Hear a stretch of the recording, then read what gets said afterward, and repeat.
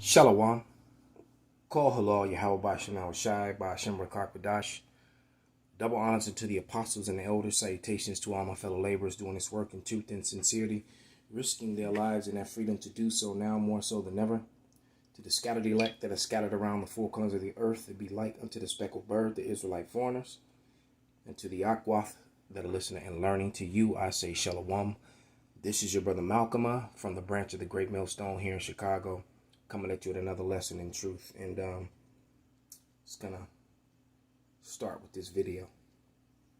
Then we're gonna go right into a few scriptures and prove beyond a shadow of a doubt that Esau, Edom has always known that the Apocrypha was a part of the Bible, 144% canon, and that they moved it to actually try to hide their nationality. They didn't really understand the prophecies fully, but they knew that they were identified as Esau, Edom in the Bible, which is why the Bible destruction group, which operated out of America for about 100 years, I think from the I forget the exact years, but from the 1700s to the mid 1800s, and then they successfully, or late 1800s, successfully removed the Apocrypha from the Bible. But many of the old Bibles like this one, this is the Greek. All right, the New Oxford Anointed Bible with the Apocrypha, basically, and it goes into, and it's revised, of course, because that, you know, that'll be another lesson to go to show you, because they show you everything, but then they try to show you, you know, certain scriptures that this was added on, or, you know, or question mark behind it, you know, and mainly it's the scriptures that put the woman in her place, you know, because the Catholic Church kept the Apocrypha in their Bible, but in all modern religion, Christianity, is really the daughters or granddaughters, if you would, of the Catholic Church. And, you know, and there's a lot of woman. There is complete, total woman worship. As a matter of fact, if you believe in the virgin birth and all that sort of thing, then that's complete and total worship of the woman. That's that queen of heaven worship. And there is no queen. We already told you that queen, the word queen breaks down to prostitute or hussy, woman of the night, basically, roughly translated. And there is no queen in heaven. All right, there's the Father and the Son, and then the host of heaven.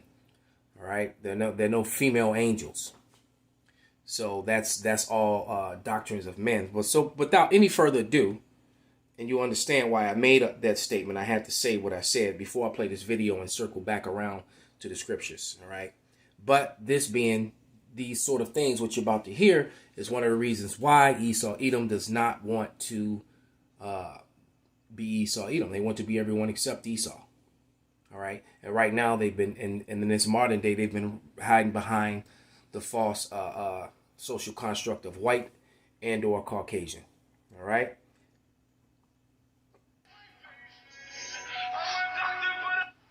Dying from COVID confessed something really heart-wrenching to me. She told me that when she was a teenager, she told her mother that one of the local black boys had touched her behind the grocery store. And in 1936 Louisiana, this was a very big deal. Not only was this boy lynched, but he was beaten, and his genitals were cut off. And then the family home was burned to the ground. And she watched it all happen. You want to know why? Because she saw that his sisters had prettier dresses than she did, and she just didn't like it.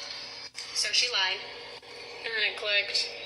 This same woman had been hallucinating for the past couple of days, saying that there was a black boy in her room watching her, would not stop staring at her, and she was scared shitless. She asked if she could be forgiven. I told her the only person who could forgive her was the boy she killed. Not sorry.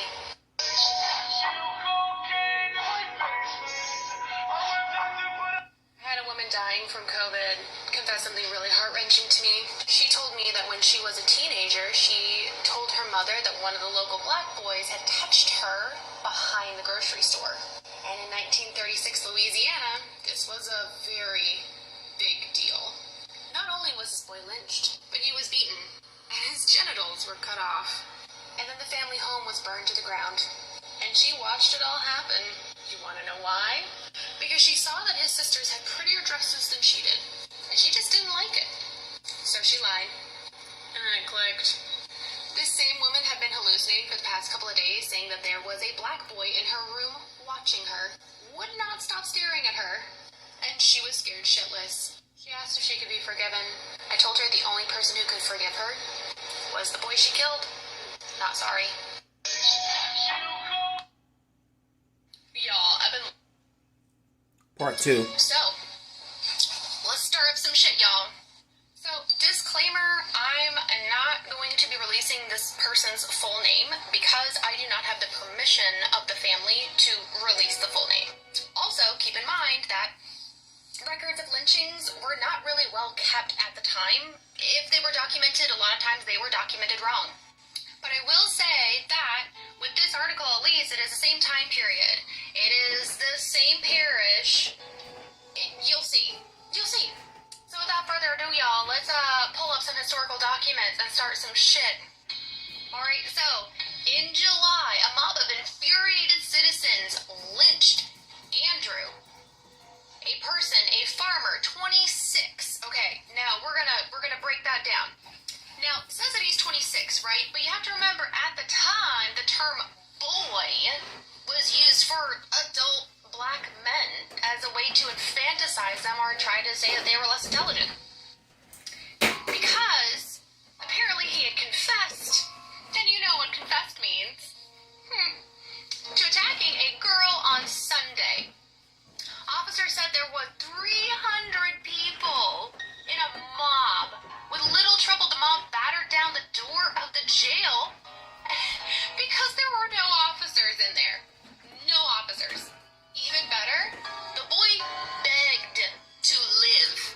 He begged them. Begged them. But they beat him to death, and then they lynched him on a spreading oak tree in front of the courthouse lawn. He begged them to live. Well, that just doesn't even seem like the same situation. Like, why doesn't it talk about him having his junk cut off or anything? Like, doesn't make any sense. Understandable, but again, I'm just drawing similarities of the time period, the parish, what happened, and some other things that she told me that I didn't even tell you guys about. That I'm going to keep for patient anonymity purposes. Now, in the book Without Sanctuary, which is on a bookshelf just across the room from me, there are many stories like the one she just told. And then it was a common thing for them to cut off the genitals and the body parts and pickle them and keep them in jars, and even collect the body parts and keep them as souvenirs and send the postcards of the events. And the reason why there was no police in the jail, because the police were in the crowd. Now I'm going to read, because they were part of it. This is First Maccabees in the Apocrypha, starting chapter 1, and it reads, "And it happened that Alexander, the son of Philip, the Macedonian, who came out of the land of Kittim, had smitten Darius, the king of the Persian Medes, that he reigned in his stead the first over Greece." All right. So this is so I looked up that word in the Second Impression Revised Edition copy of 1959 Thesaurus, and from the Rogers 1931 Thesaurus, and the word stock and stead were the same, and then the word stock, the synonyms for it was mankind, race, lineage, breed, heritage. All right. So he was of the Macedonian stock. Alexander was, and you can trace Alexander's father, Philip of Macedon, the Macedonian. You could trace his roots right back to Agag or Agag, however you want to pronounce it, potato. And Agag was a son of Amalek, and Amalek is a son of Esau. So we're talking about Caucasian, so-called white people here. And here's the smoking gun evidence from the Bible itself. This is Second Ezra, and this is from that very same said book. I had a pen I was going to use as a pointer, and I don't know where it is now. So grab one, Salakia.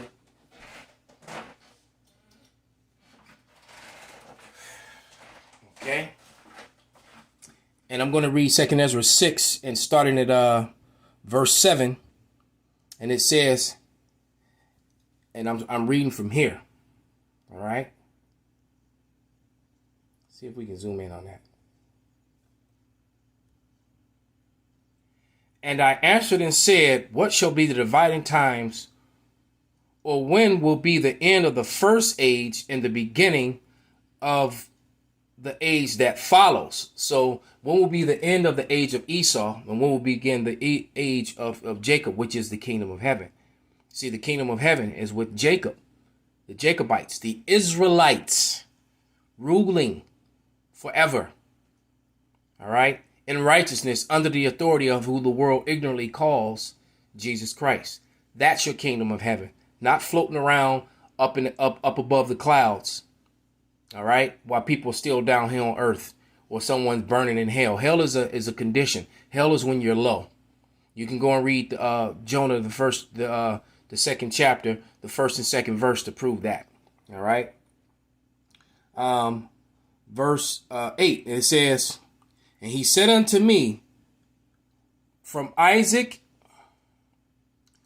Salakia, he said unto me, from Abraham to Isaac, because from him were born Jacob and Esau. From Jacob, for Jacob's hand held Esau's heel from the beginning. For Esau is the end of the age, end of the world, this current world, and Jacob is the beginning of the age that follows. All right, so let's go down to the breakdown of what it means. All right. It tells you right here at the bottom, 6 through 10.